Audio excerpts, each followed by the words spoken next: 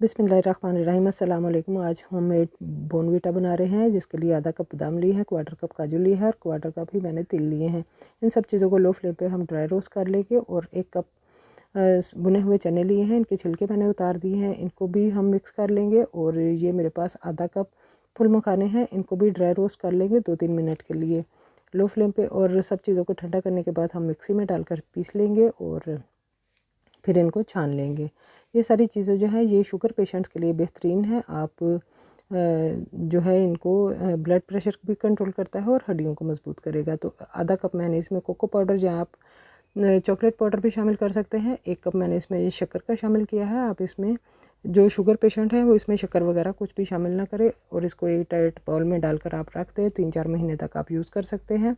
पीने का तरीका ये है कि दूध में 2-3 टेबल स्पून डालें और मिक्स करें तो बहुत ही मज़े का ड्रिंक जो है वो रेडी हो चुका है।